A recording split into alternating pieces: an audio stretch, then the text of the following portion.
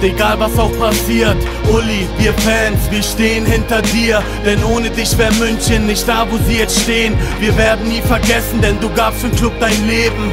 Und egal was da noch kommt, für uns bist du der Beste.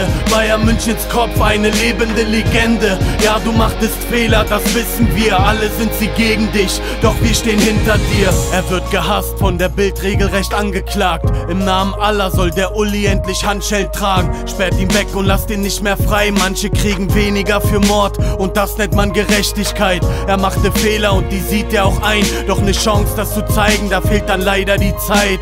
Strafe muss sein, das Gericht hat gesprochen. Wärt ihr wann anders mal so hart, hätten man Schmütter noch ne Tochter. Geld wiegt mehr als Leben, denn Leben gibt's genug. Und der Staat guckt nicht nach Menschen, Papier geht über Blut. Was Hönes da gemacht hat, war keinesfalls okay. Doch man soll fair richten und auch das Gute in ihm sehen. Ein Mensch, der immer hilft, egal wo er war da. Mancher Verein war bereits weg und dann kam Uli und sagt ja.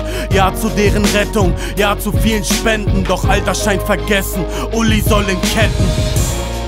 Und egal was auch passiert, Uli, wir Fans, wir stehen hinter dir. Denn ohne dich wär München nicht da, wo sie jetzt stehen. Wir werden nie vergessen, denn du gabst für den Club dein Leben. Und egal was da noch kommt, für uns bist du der Beste.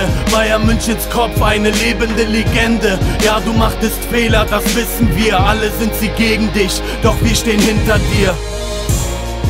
Und egal was auch passiert, Uli, wir Fans, wir stehen hinter dir. Denn ohne dich wär München nicht da, wo sie jetzt stehen. Wir werden nie vergessen, denn du gabst für den Club dein Leben.